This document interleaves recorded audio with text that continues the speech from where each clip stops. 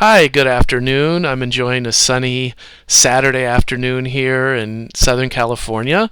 But I know for many of you it would be a better weekend if you could take care of your TOEFL goals and get that behind you.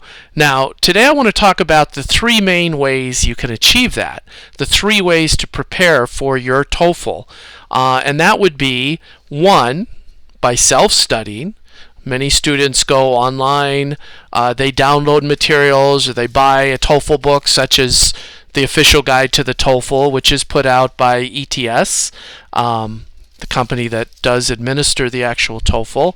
And they study on their own, and they track their progress, and they try to get a feel for the test before actually going and taking the real test. So you have self-study.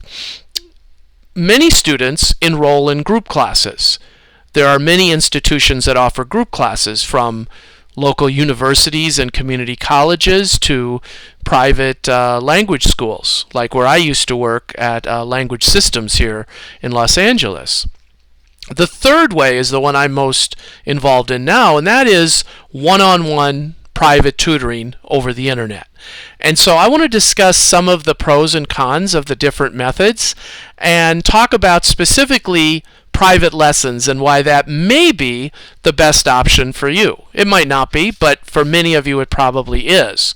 Now, when you go to self-study, obviously the biggest advantage is flexibility. You can sit down and study whenever you want, and also, quite honestly, cost, because other than paying for the materials themselves, everything else is free. You're not paying for group tuition, you're not paying a tutor for his or her hourly rate, so you are saving money.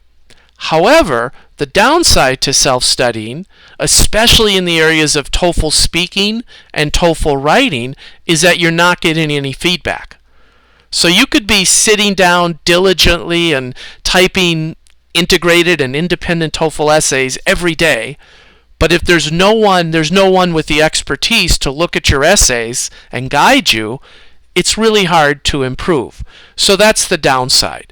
I would say self-studying on the reading and listening sections primarily does make sense, and then maybe finding assistance with the other two parts. Or if you're a student who just needs one general overall score, and maybe it's not too ambitious, maybe you're enrolling in a community college and you need just a 70 overall out of 120. Self-study might work. Okay?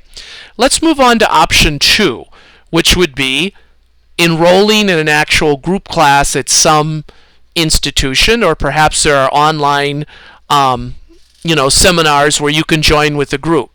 Now, the benefit here, obviously, is that you are getting support from a teacher, and you also can network. You can, find friends in the class and study with them when you're not actually getting feedback from your instructor.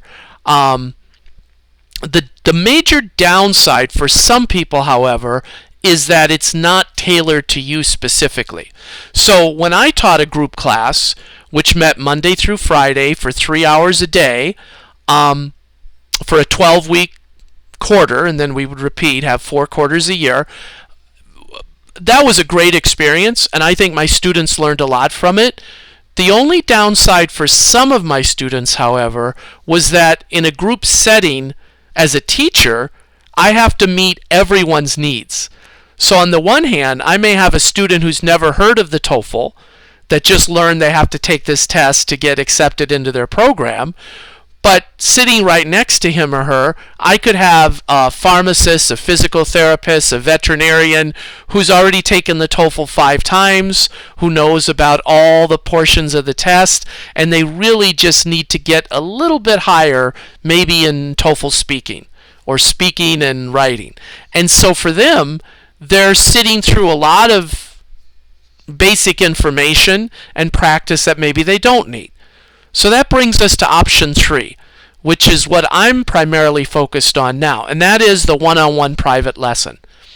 When a student engages with me on my website, toeflprofessor.com, or they email me at toeflcorey@hotmail.com, or they text me or call me, and my number is right there in the home page of my website, we can set up and tailor lessons to fit exactly what that student needs. And we can ignore those areas where the students have already achieved mastery. So if I have a student who says, Corey, I'm struggling, I've gotten over 100 on the TOEFL, but my speaking is stuck at 23, 24, can you help me get above 26 for my professional license? I say absolutely. So you can keep going and, periodically practice your reading, listening, make sure you keep your scores up in the mid-20s, but we can devote 100% of our time just to the 1 or 2 or 3 skills that you really need to get the scores that you are required to get for your program or your license or whatever you need and the reason why you're taking your TOEFL.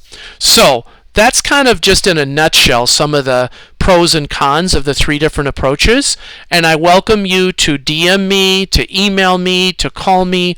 There are many different ways, and I'll put the links below this video. So have a great weekend, and hopefully I'll get to meet some of you soon.